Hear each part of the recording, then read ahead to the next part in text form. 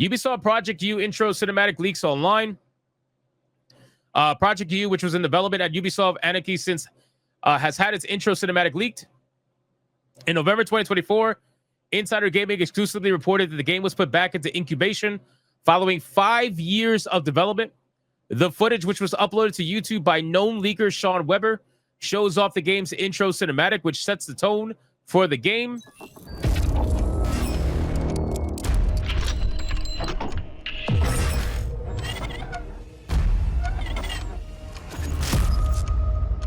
Which we already just watched. Project U, which was internally called Pathfinder, was said to be a new take on PvPvE, officially being announced in September of 2022 as a new kind of session-based cooperative shooter. According to sources, the game faced constant pushbacks and delays to the game's replayability, which also saw the game's budget explode in size. 5 years on, the game still wasn't up to par, and Ubisoft pulled the plug on the project. However, instead of canceling the game entirely, it's understood that the game went back to an internal incubation team because of Ubisoft's belief that PvE games could still be successful. The team cited Helldivers 2 as being a particularly successful PvE game that could work well in today's climate. I could see them trying to copy Helldivers. I could see them trying to copy Helldivers. Maybe like a mix of Helldivers and Concord, perhaps. But I could see them doing that. I could see Ubisoft saying, "Oh, look at Helldivers' success. How can we copy that?" Basically, a gay version of Helldivers. Essentially, a shitty version of Anthem. Was there a good version of Anthem? I don't know. As for what Project U will turn into, or if it will eventually be canceled, remains to be seen. Regardless, it is nice to see, in my opinion at least, a little bit of the project made public.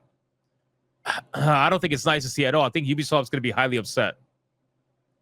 Ubisoft is going to be highly upset at this being out there, because now what this does is if they do want to release it, people are going to either know that the bullshit is coming their way, or if it's changed in development and is drastically different, people are going to be like, what happened? They're going to be like, what happened? Why no woke shooter? Why'd you change your mind? What happened? Why did you pivot in development? They're going to be getting nonstop questions now that people know about it. But woke Helldivers doesn't really sound that interesting to me personally. But you could see the influence all throughout that trailer. Again, even with the story, with the machines and everything, it's got the Destiny Traveler in the middle with the station. They call it the station. Whatever. I think at this point, Ubisoft has bigger things to worry about right now than this particular game. I don't think this game has any chance of coming out, considering where Ubisoft stands right now. Also, keep in mind, Ubisoft has also closed down X-Defiant, so they just shut down one of their other shooters. I really don't think they're going to do another one, to be honest with you. And I guess we'll just see from there what's happening. But yeah, it's not looking good. You said I can't wait to see Hypnotic stream this game, bro. I didn't even stream Concord. I have my limits too, you know. I would never stream this shit. This looks like absolute trash, garbage. I would rather spend time playing other games. Sincerely. All right, so that's basically it, ladies and gentlemen. The game is dead before it even came out. As of right now, it's not officially canceled, but it basically is in development hell. And I just don't see how it's gonna. I don't see how it's gonna leave development hell. I just don't.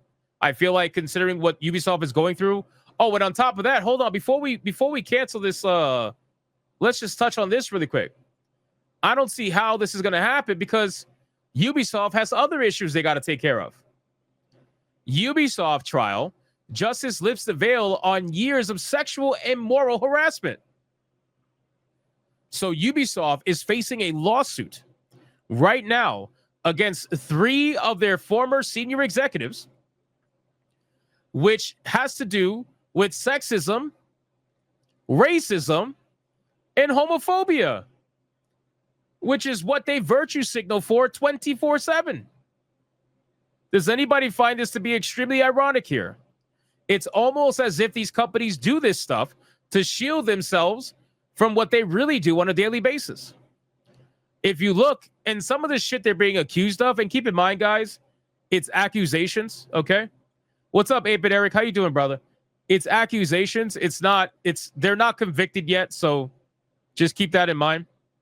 But again, following a wave of anonymous testimonies on Twitter, now X, the scandal came to light thanks to investigations published in Liberation and Numerama as a news website on IT and digital technology in July of 2020. In the process, Sergey, creative director and number 2 of the group, resigned. Thomas Francois and Guillaume Petrux were dismissed for serious misconduct. So these people were fired during this, right? One of them resigned, which was Sergey, and Thomas and Petrux both were fired for serious misconduct. So that actually leads credence to the accusations that are happening against them right now, where the company Ubisoft actually got involved with 2 of them and got rid of them because of what they deemed to be misconduct. There are 3 men that will go to court and will be tried from March 10th to the 14th, which are suspected of having led and encouraged toxic management within the studio, according to sources close to the case. The damning testimonies of the plaintiffs against Thomas, known as Tommy Francois, which was then the vice president of the editorial department of Ubisoft, exposes the atmosphere that he created in the premises over at the studio. Now, here's the thing. Some of the stuff they've been accused of is wild. I don't even know what this is. Does anybody know what the fuck this is? So it says his office habits, which was showing pornographic films with the sound on loudspeaker, kissing employees on the mouth by surprise, playing cat and dick, commenting in public on the physical appearance of employees whom he calls bitch, ugly, slut, or cod. While she is wearing a skirt, Tommy Francois forces a young colleague he just hired to do a handstand in the open plan office. Bro, what the fuck is this? What is cat and dick? Why are we putting cat emojis in the chat? What's wrong with you? What is cat and dick, bro? He ties the same employee to a chair, puts her in the elevator, and sends her to another floor. Or he smears her face with felt tip pen and forces her to attend a meeting without being able to wash herself. Dude, what the fuck? This sounds like a frat. This sounds like a frat. I'm not kidding. It sounds like, you know, when you get initiated into a frat and you hear the stories of people being hazed and whatnot? That's what this sounds like. In addition to these accusations, he's being prosecuted for attempted sexual assault after he tried during a Christmas party to forcefully kiss a young employee who was being held down by other colleagues, because he also encouraged his subordinates to act in the same way, using in particular his aura and his high hierarchical position within the company to this end, according to the investigation report consulted by the AFP. So, again, guys, it gets wilder. Accused of being equally adept at making libidinous remarks and asking intrusive questions of a sexual nature, Sergey is also accused of racist comments and acts. After the 2015 attacks, he allegedly asked a Muslim employee if she subscribed to the ideas of the Islamic State group. This executive assistant could find images of bacon. I'm sorry, I don't mean to laugh, but it's just actually pretty funny. The second one's pretty funny. This executive could find images of bacon sandwiches as her computer wallpaper, and food was placed on her desk during the month of Ramadan. Holy shit. Age 59, the former number 2 of the group, which at the time had 20,000 employees across the world, will answer to the court on charges of complicity as well as moral and sexual harassment. Yo.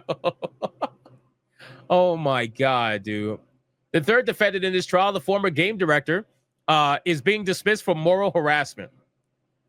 So again, guys, this is pretty wild stuff. I think it's safe to say that Ubisoft has other issues that they should be focusing on other than Project U. And yeah, I think it shows that companies that focus on projecting maximum levels of virtue signal usually has issues that they want to kind of shield themselves from. But at the end of the day, man, this is pretty wild stuff. And to be fair, Ubisoft got rid of these people. So that means that they found out about this and got rid of them. 2 of them anyway. The other one fired himself. So just to be fair, they did get rid of him.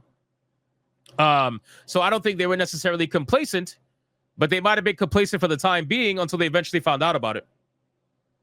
Overall, though, it just goes to show that companies that preach about this stuff usually are not practicing what they preach, right? Normally, they're at the job. Some of them are some of the most racist people out there. You know, it's kind of like when we were talking about Goonergate, right? When we covered Goonergate and how they were like, oh, porn is bad. And all you guys just want to do is goon to women in video games. And then come to find out almost every single one of them are fucking gooners. It's the same thing, bro. Just be open about it. It's like, just be gooners. It's fine. What's the big deal? Anyway, that's basically it, ladies and gentlemen. So that's the two stories for Ubisoft. You got their secret game, Project U, and then you got their lawsuit that they're currently experiencing with their former executives. And things are just not looking good for this company as a whole.